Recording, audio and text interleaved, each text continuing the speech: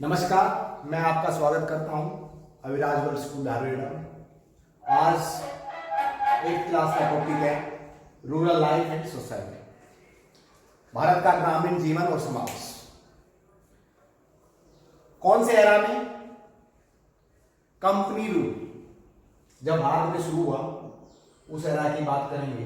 और कंपनी का rule, east India company का रूल भारत में 1757 में शुरू हुआ। 1757 में ऐसी कौन सी घटना घटी जिसके बाद भारत में ईस्ट इंडिया कंपनी का राज शुरू हो गया? घटना थी वो प्लासी का युद्ध, the battle of Plassey. Plassey का युद्ध 23 जून 1757 को लड़ा गया। हुगली नदी के किनारे पर, और अंग्रेजों की तरफ से लीड कर रहे थे रॉबर्ट क्लाइव और सिराजुद्दौला, जो कि बंगाल का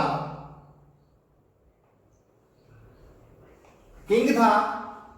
सिराजुद्दौला और रॉबर्ट क्लाइव की सेना के बीच में युद्ध लड़ा जाता है और इस युद्ध में सक्सेसफुल होता है रॉबर्ट क्लाइव। क्यों? क्योंकि chief commander of Sirajuddaula, chief commander of army, Sirajuddaula की आर्मी का चीफ कमांडर था मीर जाफर। और मीर जाफर ने क्या किया? गद्दारी की अपने राजा के साथ, सिराजुद्दौला के साथ। सिराजुद्दौला जो कि किंग था और उसका कमांडर था आर्मी का मीर जाफर, जो डिफेक्टर साबित हुआ, जो दलबदलू साबित हुआ, जिसने किसके साथ संधि कर ली? रॉबर्ट क्लाइव के साथ। रॉबर्ट क्लाइव ने इसको झांसा दिया कि अगर हम जीत गए, मींस अंग्रेज जीत गए, तो इस मीर जाफर को क्या कर दिया जाएगा? राजा बना दिया जाएगा, किंग बना दिया जाएगा, बंगाल का नवाब बना दिया जाएगा, नवाब ऑफ बंगाल। और इस कारण से 23 जून 1757 को मीर जाफर अपनी 50,000 के करीब सैनिकों को लेकर के अंग्रेजों की तरफ मिल गया। और इस युद्ध में सिराजुद्दौला की बहुत ही करारी हार हुई और उसके बाद मीर जाफर को नवाब ऑफ बंगाल बना दिया गया था। और 1757 प्लासी के युद्ध के पश्चात भारत के बंगाल सूबे में किसका राज हो गया था? The rule of British east India company. After that, उसके बाद एक और युद्ध होता है जिसको हम जानते हैं द बैटल ऑफ बक्सर के नाम से। बैटल ऑफ बक्सर किस किस के बीच में लड़ा गया था? बैटल ऑफ बक्सर अक्टूबर 1764 में हुआ था। और ये गंगा किनारे पर, गंगा नदी के किनारे पर, पटना के पश्चिम में 130 किलोमीटर दूर ये युद्ध लड़ा गया था। और यह युद्ध लड़ा गया था मीर कासिम, हुआ था नवाब ऑफ बंगाल, जो बंगाल का नवाब था, शुजाउद्दौला जो अवध का नवाब था, और अली गौहर जिसको हम शाह आलम द्वितीय के नाम से भी जानते हैं, जो भारत का 16वां सम्राट था। अली गौहर और शाह आलम सेकंड जो दिल्ली सल्तनत का सम्राट था। और ये इतना, he was the emperor of crumbling Mughal empire, मतलब जो ढह रहा था, जो गिर रहा था, मतलब इसका साम्राज्य बहुत छोटा था। एक कहावत है, आज दिल्ली का पालम। इसका मतलब यह हुआ कि उसका साम्राज्य दिल्ली से लेकर पालम जो कि एक छोटा सा सबअब है, जो कि एक उपनगर है किसका? दिल्ली का सबअब, उपनगर, शहर का भारी हिस्सा। दिल्ली से पालम जो कि बहुत छोटा सा है, तो मतलब उसका साम्राज्य बहुत छोटा था। शाह आलम द्वितीय का कोई साम्राज्य बहुत बड़ा नहीं था। दिल्ली के छोटे से एरिया को दिखाया है, दिल्ली टू पालम। और ये तीनों ने मिलकर के, मीर कासिम जो बंगाल का नवाब था, शुजाउद्दौला जो अवध का नवाब था, अली गौहर और शाह आलम सेकंड जो कि दिल्ली का एम्परर था, इन तीनों ने मिलकर के ये युद्ध लड़ा था। और अंग्रेजों की तरफ से कौन लीड कर रहे थे? Hector Munro commander in chief था और बक्सर की लड़ाई के पश्चात लगभग हिंदुस्तान में किनका राज्य हो गया था? ईस्ट इंडिया कंपनी का साम्राज्य स्थापित हो गया था। और इस कारण से इस रूरल लाइफ एंड सोसाइटी को इफेक्ट करना उन्होंने शुरू किया। तो दो मेजर लड़ाइयां लड़ी गई थी, the battle of Plassey and the battle of Buxar. उसके पश्चात हिंदुस्तान में ईस्ट इंडिया कंपनी का साम्राज्य स्थापित हो गया था और उसके पश्चात इनको क्या करना था? अपना एडमिनिस्ट्रेशन स्थापित करना था हिंदुस्तान में। और एडमिनिस्ट्रेशन स्थापित करने के लिए इनको क्या करना था? एडमिनिस्ट्रेशन को चलाने के लिए इनको पैसा चाहिए था।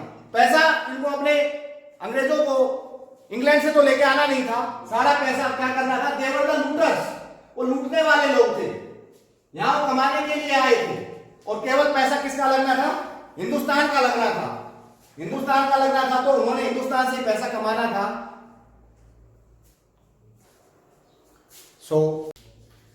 23 जून 1757 प्लासी के युद्ध के पश्चात बंगाल में अंग्रेजों का राज स्थापित हो गया था और अंग्रेजों का राज स्थापित होने के पश्चात उन्होंने मीर जाफर को बंगाल का नवाब बना दिया था और इसके पश्चात अंग्रेजों को अपना रेवेन्यू बढ़ाना था और भारत में रेवेन्यू कलेक्ट करने के लिए केवल भारत में ज्यादातर लोग खेतीबाड़ी पर आश्रित थे, खेतीबाड़ी से पैसा कमाते थे, इसलिए उनका पूरा फोकस खेतीबाड़ी कृषकों के ऊपर हो गया था कि कैसे कृषकों से वो अपनी आमदनी कलेक्ट कर पैसा कमाए। तो इसके लिए उन्होंने टैक्स वसूल करना शुरू किया। शुरुआत में तो 1757 के बाद उन्होंने जो प्राचीन चला हुआ था सिस्टम टैक्स वसूल करने का वही चलता रहा और 1764 में बक्सर का युद्ध हुआ और बक्सर के युद्ध के बाद काफी सारे एरिया में अंग्रेजों का राज स्थापित हो गया था और इसके लिए उन्होंने पूरा फोकस किया कि किस प्रकार से how they can collect taxes revenues from the farmers. तो इसके लिए अपने को याद करना पड़ेगा RIMP रिम्प। रिम्प है ये 4 सेटलमेंट्स अंग्रेजों ने किए थे 1757 से लेकर 1858 तक, जब तक कंपनी का राज रहा।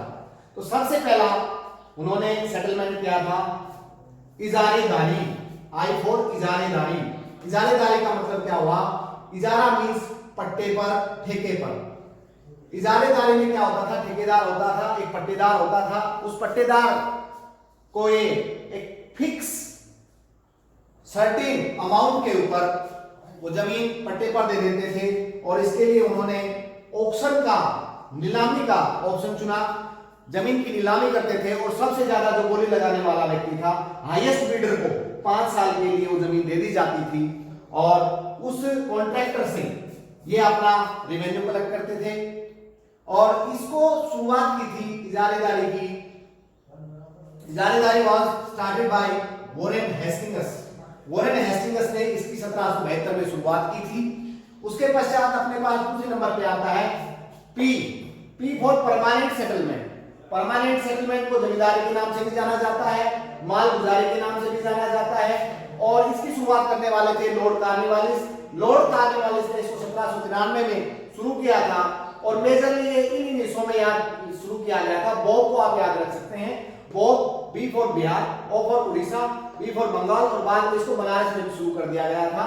ये एक निश्चित समय के लिए एक जमींदार को पूरी जमीन दे दी जाती थी और जमींदार का काम क्या था कि वो अपनी जमीनों को कृषकों को दे देता था, फार्मर्स को दे देता था, टीनेंट्स को दे देता था, किराएदारों को दे देता था और उन किराएदारों से, उन टीनेंट से, उन फार्मर से वो टैक्स वसूल करता था और उस टैक्स को वो फिक्स जो टैक्स होता था वो कंपनी के रेवेन्यू में जमा करवाता था। इस प्रकार से ये परमानेंट सेटलमेंट था। और उसके पश्चात तीसरे नंबर पर आया था अपना रैयतवाड़ी। रैयतवाड़ी, रैयत का मतलब होता है कल्टीवेटर, जो खेतीबाड़ी करता है, किसान। रैयत मींस किसान, फार्मर। और फार्मर को ही कंपनी ने मालिक बना दिया था जमीन का। अब उनके बीच में कोई मीडिएटर नहीं रहा था, कंपनी और कृषक का सीधा डायरेक्ट कनेक्शन था। बीच वाले व्यक्ति को निकाल दिया गया था, मींस जमींदार को निकाल दिया गया था और अब सारा जो कलेक्शन था रेवेन्यू का सीधा डायरेक्ट फार्मर कंपनी को देता था और ये एमपी को आप याद रख सकते हैं, इस एरिया में ये शुरू किया गया था और इसको शुरू करने वाले थे मद्रास प्रेसिडेंसी और बॉम्बे प्रेसिडेंसी में इसको शुरू किया गया था। और इसका लगभग 50% प्रोड्यूस का, जितनी भी खेतीबाड़ी से जितनी फसल होती थी उसका 50% कंपनी के हिस्से में जमा करवाना पड़ता था। और इसको शुरू करने वाले थे थॉमस मुनरो, जिन्होंने लगभग इसको 1820 में शुरू किया था। और उसके पश्चात अपने पास आता है चौथे नंबर पर महलवाड़ी। महलवाड़ी प्रथा की शुरुआत की थी फ्रांसिस हेस्टिंग्स ने।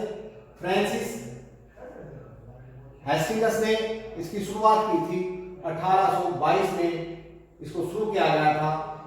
महल मीन्स हाउस, डिस्ट्रिक्ट और नेबरहुड। महल का मतलब होता है घर, जिला या एक एरिया, एक पर्टिकुलर एरिया। एक पर्टिकुलर एरिया को महल का नाम दिया गया था। और उस एरिया में अंग्रेजी कंपनी ने क्या कर दिया था, एक व्यक्ति को नॉमिनेट कर दिया था, एक आदमी को ये दे दिया गया था काम कि वो व्यक्ति वहां से रेवेन्यू कलेक्ट करेगा। और लगभग भारत के 30% एरिया में इसको लागू किया गया था। इसके लिए आप याद कर सकते हैं MOUP, M for Madhya Pradesh, U for Uttar Pradesh, P for Punjab. तो इन 3 बड़े बड़े हिस्सों में इस महल गुजारी को शुरू किया था और इसको शुरू करने वाले थे फ्रांसिस हेस्टिंग्स। इस प्रकार से अंग्रेजों ने लगभग 1757 से लेकर 1858 तक 4 सेटलमेंट किए। इसके लिए आप याद रख सकते हैं रिम्प, RIMP, I फॉर इजारेदारी, जो कि शुरू किया था वॉरेन हेस्टिंग्स ने 1772 में। दूसरे नंबर पे आया परमानेंट सेटलमेंट, जो 1793 में लॉर्ड कार्नवालिस से शुरू किया। बिहार, उड़ीसा, बंगाल और बनारस में शुरू हुआ था। इसमें फिक्स रहता था, बीच में जमींदार था। किसान एक तरफ अंग्रेजी कंपनी और बीच में जमींदार को फिक्स रेट पर ये जमीन दे दी जाती थी और रेवेन्यू सारा कलेक्ट किया जाता था जमींदार से। इसको जमींदारी प्रथा के नाम से जानते हैं, इसको मालगुजारी प्रथा के नाम से जानते हैं। और तीसरे नंबर पर थी रैयतवाड़ी। रैयतवाड़ी की शुरुआत की थी थॉमस मुनरो ने लगभग 1820 में। रैयत का मतलब होता कल्टीवेटर। अब सीधी कंपनी ने जमीन किसको दे दी थी, किसान को दे दी थी और किसान से सीधा कलेक्ट किया जाता था रेवेन्यू को। और ये शुरू हुई थी, इसके लिए आप हम भी याद कर सकते हैं, मद्रास प्रेसिडेंसी में और बॉम्बे प्रेसिडेंसी में। और उसके बाद महलवाड़ी प्रथा चौथे नंबर पर 1822 में शुरुआत की फ्रांसिस हेस्टिंग्स ने। महलवाड़ी जैसा कि महल वर्ड से बना है, महल का मतलब घर, डिस्ट्रिक्ट या क्वार्टर या नेबरहुड। एक पर्टिकुलर एरिया, एक पर्टिकुलर क्षेत्र, उसमें एक व्यक्ति को नॉमिनेट कर दिया जाता था और उस व्यक्ति से ही कंपनी रेवेन्यू कलेक्ट करती थी। और ये शुरुआत इसके आप याद कर सकते हैं MUP, मध्य प्रदेश, उत्तर प्रदेश और पंजाब में इसकी शुरुआत की। लगभग 50% हिस्सा फसल का, जितनी भी फसल होती थी उस फसल का 50% अंग्रेजी कंपनी ले लेती थी। आई होप आपको समझ में आया होगा। Thank you.